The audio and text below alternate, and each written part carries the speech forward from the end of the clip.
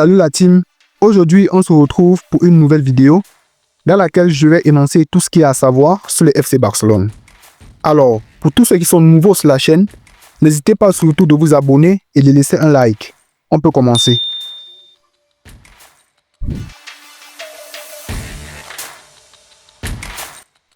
Le classement provisoire de la Ligue des Champions à la fin de la 5e journée est connu. Nous pouvons notamment remarquer la très bonne position du Barça, qui est 3e du classement, juste derrière Inter de Milan, avec un Liverpool qui mène la danse grâce à leurs 5 victoires en 5 matchs joués. Cette équipe de Reds est clairement en train de rouler sur les phases de poule du nouveau format de la Ligue des Champions. Le Barça a son destin entre ses mains et est dans l'obligation de gagner les 3 derniers matchs pour garantir d'être dans les 8 premiers, qui signifie une qualification directe pour les 8e de finale du nouveau format de la Ligue des Champions. On enchaîne tout de suite avec Frenkie de Jong, qui malheureusement à son niveau actuel ne reflète pas la qualité du joueur dans sa globalité. Le club commence à se bouger. D'ailleurs, le Barça cherche une porte de sortie dès le mois de juin pour ce dernier.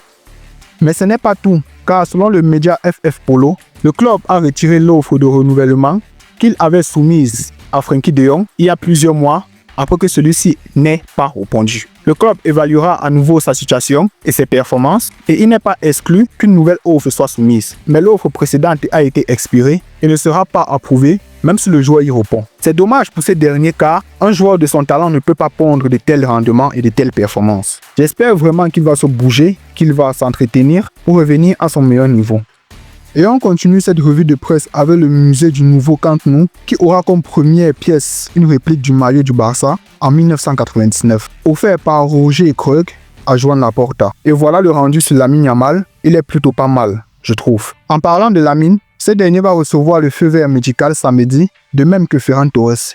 On continue cette revue de presse avec Pedri, qui est aujourd'hui l'un des joueurs essentiels du Barça pour les années à venir, mais aussi pour le projet de jeu du club.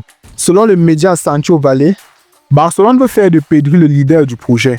Son renouvellement sera au moins jusqu'en 2030 et c'est une priorité pour le Barça. L'optimisme règne et le club considère comme acquis qu'ils parviendront à un accord. Ce qui veut dire que ce dernier aura beaucoup d'années devant lui pour éblouir nos yeux par sa qualité de son football et ses très beaux gestes techniques.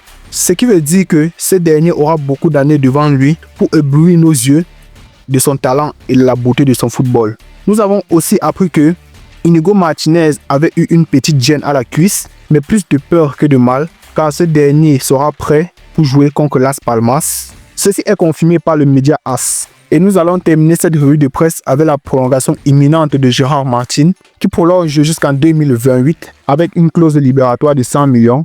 L'officialisation arrive pour bientôt. C'est tout pour cette revue de presse. J'espère qu'elle vous aura plu. Si c'est le cas, lâchez un gros pouce bleu. Partagez à vos proches. Voilà, et on se dit à la prochaine. Ciao.